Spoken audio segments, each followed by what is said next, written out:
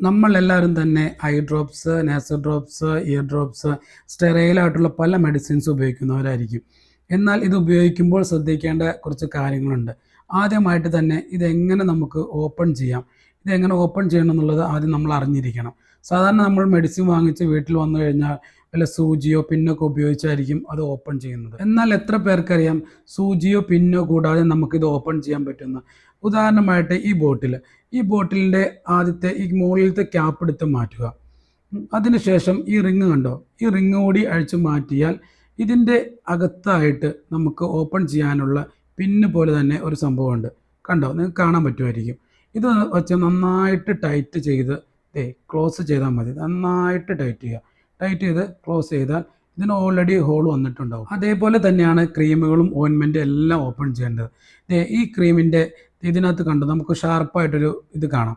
അത് വെച്ച് ജസ്റ്റ് ഒന്ന് കുത്തിയാൽ മതി, ഇത് ഓപ്പൺ ആയിട്ട് വരും. അങ്ങനെയാണ് ഇതെല്ലാം ഓപ്പൺ ആക്കേണ്ടത്. അല്ലാതെ നമ്മൾ പെന്നോ ഈ തുരുമ്പ് പിടിച്ച സൂചിയോ പിന്നോ ഒന്നും ഉപയോഗിച്ചല്ല ഇത് ഓപ്പൺ ആക്കണം. പിന്നെ ഐ ഡ്രോപ്പുകളിലും ഇയർ ഡ്രോപ്പുകളിലും നേസൽ ഡ്രോപ്സുകളിലും എല്ലാം നമ്മൾ ശ്രദ്ധിക്കേണ്ട ഒരു കേസ്, ഇതിൻ്റെ ടോപ്പ് കണ്ടോ, ഈ നമ്മൾ ഒഴിക്കുന്ന ഭാഗം അവിടെ ഒരിക്കലും ടച്ച് ചെയ്യരുത്. കൈ കൊണ്ടൊന്നും ടച്ച് ചെയ്യാതെ മാക്സിമം നമ്മൾ ശ്രദ്ധിക്കണം. നമ്മൾ കണ്ണിൽ മരുന്ന് ഒഴിക്കുമ്പോൾ പെട്ടെന്ന് തന്നെ കണ്ണ് ഇറുക്കി അടയ്ക്കാതെ നോക്കുക. കുറച്ച് ടൈമെങ്കിലും ആ മെഡിസിൻ കണ്ണിൽ നിൽക്കുകയാണെങ്കിൽ നല്ലതായിരിക്കും. പെട്ടെന്ന് കണ്ണടയ്ക്കുമ്പോൾ തന്നെ ആ മെഡിസിൻ പുറത്തേക്ക് പോകാൻ ചാൻസ് ഉണ്ട്.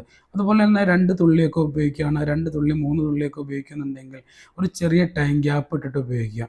കാരണം ഈ മെഡിസിൻ കണ്ണ് നിറഞ്ഞ് പെട്ടെന്ന് തന്നെ പുറത്തേക്ക് പോകാനുള്ള ചാൻസ് ഉള്ളത് കൊണ്ട് അത് ചെറിയൊരു ടൈം ഗ്യാപ്പ് ഇട്ടിട്ട് വേണം അത് ഉപയോഗിക്കാൻ. പിന്നെ കണ്ണിലൊക്കെ നമ്മൾ മരുന്ന് ഒഴിക്കുമ്പോൾ കണ്ണും നമ്മുടെ ബോട്ടിലൊക്കെ ആയിട്ട് ചെറിയൊരു ഡിസ്റ്റൻസ് ഇട്ടിട്ട് വേണം ഒഴിക്കാനായിട്ട്. കണ്ണിലേക്ക് മുട്ടിച്ച് ഒഴിക്കാതിരിക്കുമായിരിക്കും നല്ലത്. കാരണം നമ്മുടെ കണ്ണുകൾക്കൊക്കെ എന്തെങ്കിലും ഇൻഫെക്ഷനൊക്കെ ഉണ്ടാവും. അത് വീണ്ടും ഈ സ്റ്റെറൈലായിട്ടുള്ള നമ്മുടെ ഐ ഡ്രോപ്പിലേക്ക് ആവാതിരിക്കാൻ നല്ലതായിരിക്കും. ഈ ഡ്രോപ്പുകളുടെ കാര്യമൊക്കെ നമ്മൾ സ്പെഷ്യലായിട്ട് പറയാനുള്ള കാരണം ഇത് സ്റ്റെറൈലാണ്. അപ്പോൾ നമ്മൾ ഉപയോഗിക്കുമ്പോൾ അത് സൂക്ഷിച്ച് വേണം ഉപയോഗിക്കാനായിട്ട്.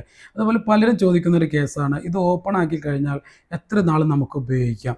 ഇത് ഓപ്പൺ ആക്കി കഴിഞ്ഞാൽ നമുക്ക് ഒരു മാസത്തിൽ കൂടുതൽ ഉപയോഗിക്കാതെ ഇരിക്കുമായിരിക്കും നല്ലത്. അപ്പോൾ ഈ വീഡിയോ നിങ്ങൾക്ക് ഉപകാരപ്രദമായെന്ന് വിശ്വസിക്കുന്നു. ഇതുപോലെയുള്ള നല്ല വീഡിയോകൾക്ക് എന്നെ ഫോളോ ചെയ്യുക. Thank you. നമ്മളെല്ലാവരും തന്നെ eye drops, nasal drops, ear drops, സ്റ്റെറൈലായിട്ടുള്ള പല മെഡിസിൻസ് ഉപയോഗിക്കുന്നവരായിരിക്കും. എന്നാൽ ഇത് ഉപയോഗിക്കുമ്പോൾ ശ്രദ്ധിക്കേണ്ട കുറച്ച് കാര്യങ്ങളുണ്ട്. ആദ്യമായിട്ട് തന്നെ ഇതെങ്ങനെ നമുക്ക് ഓപ്പൺ ചെയ്യാം, ഇതെങ്ങനെ ഓപ്പൺ ചെയ്യണം എന്നുള്ളത് ആദ്യം നമ്മൾ അറിഞ്ഞിരിക്കണം. സാധാരണ നമ്മൾ മെഡിസിൻ വാങ്ങിച്ച് വീട്ടിൽ വന്നു കഴിഞ്ഞാൽ വല്ല സൂചിയോ പിന്നൊക്കെ ഉപയോഗിച്ചായിരിക്കും അത് ഓപ്പൺ ചെയ്യുന്നത്. എന്നാൽ എത്ര പേർക്കറിയാം സൂചിയോ പിന്നോ കൂടാതെ നമുക്കിത് ഓപ്പൺ ചെയ്യാൻ പറ്റുന്ന? ഉദാഹരണമായിട്ട് ഈ ബോട്ടിലിൻ്റെ ആദ്യത്തെ ഈ മുകളിലത്തെ ക്യാപ്പ് എടുത്ത് മാറ്റുക.